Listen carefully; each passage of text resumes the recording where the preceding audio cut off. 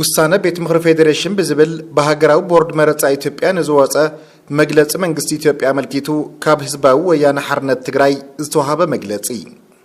መንግስት ኢትዮጵያ ንኹሎም አማራጽታት ሰላም ብምዕጻው ንምሕጽንታን ትዕግስትን ህዝብ ትግራይ ካሊ ትርጉም በመሃብ አንጻር ህልውና ህዝብና ዝጀመረ ፕሮጀክት ጄኖሳይድ አጠናኺሩ ቀጽሉሎም ሕገ መንግስታዊ ሉዓላዊ መሬት ትግራይ ብዝወደቦም ዕጡቃት ክትሓዝ ገይሩ ሰላሕታዊ ጽንተት ክፍጽም ዝጸንሐ መንግስት ኢትዮጵያ ሕዝውን እቲ ትግራይ ቆራሪስካ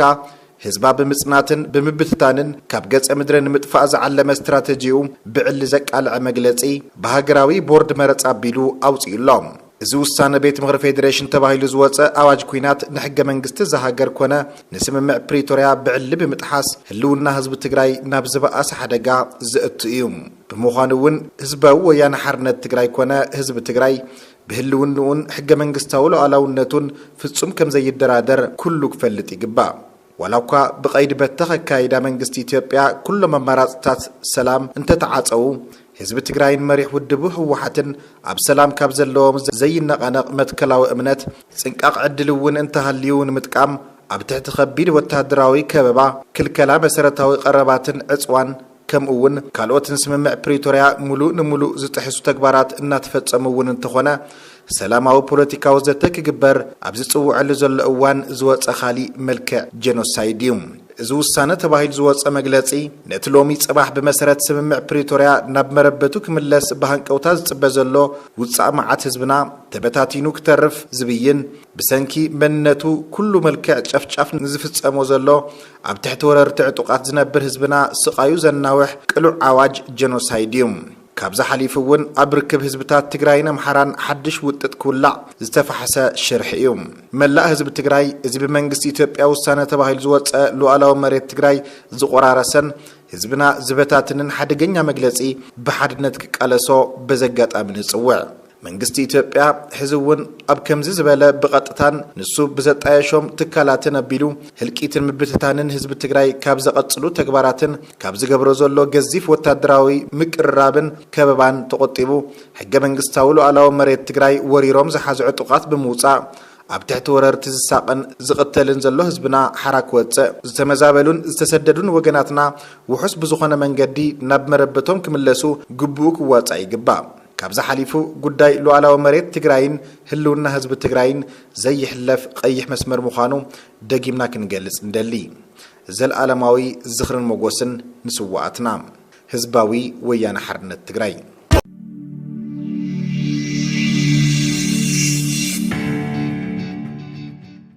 ስርዓት ብልጽግና ንማዓንተ ውፅይዎ ዘሎ መግለጽ ብሓጺሩ መረበትና እዩ ግዛእትና ጥራሕ ኣይኮነን ምዕራብ ይኹን ደቡብ ትግራይ ይኹን ናይ ተጋሩ ቤቶም እዩ መረበትና እዩ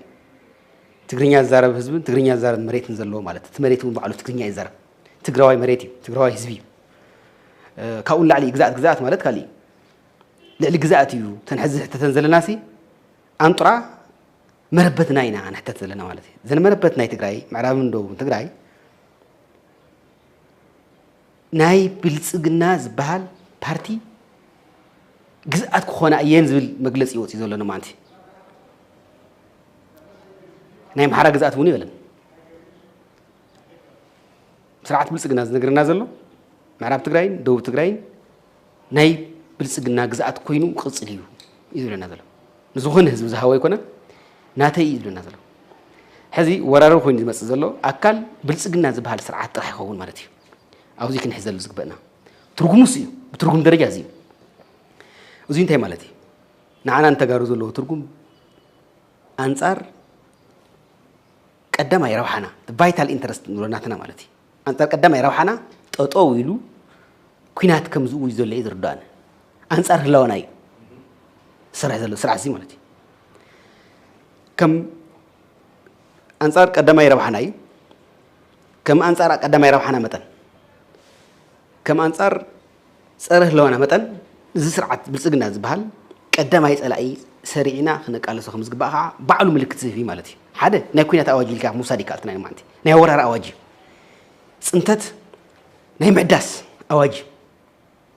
ብአዋጅ ማለት እዩ ዲክለርድ ጄኖሳይድ ናተሰርሐ ጸኒሑ ሕዚ እውን ድምፁ ዝዓቀበ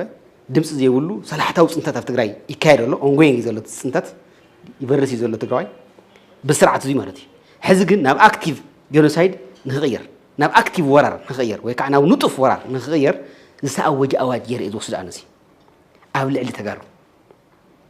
ኣንጻር ህላዋናን ኣንጻር ቀዳማይ ረብሓናን ብብልፅግና ዝተኣወጀ ናይ ፅንተት ኩናት እዩ ወራሪ ንዓይ ዝርድእ ንዚ እዩ ከምኡ ከም ምዃኑ መጠን ከዓ ነዚ ተረዲእና ካልእ ዘለውና ጉዳያት ንዓና ንተጋሪኦም ዝምልክቱ ብዝነኣሰ ኣንጻር ህላዋናን ኣንጻር ቀዳማይ ረብሓናን ጠጠው ዝበለ ኣካል ቀዳማይ ፀላእ ይኸውን እዚ ናይ ፖለቲካ ሃው እዩ ተፈጥራዊ ግብረ መልሲ ክንህብ ግዴታ እዩ ከም ተጋሩ ጠጠው ኢልና ክንቃለሶ ኣለና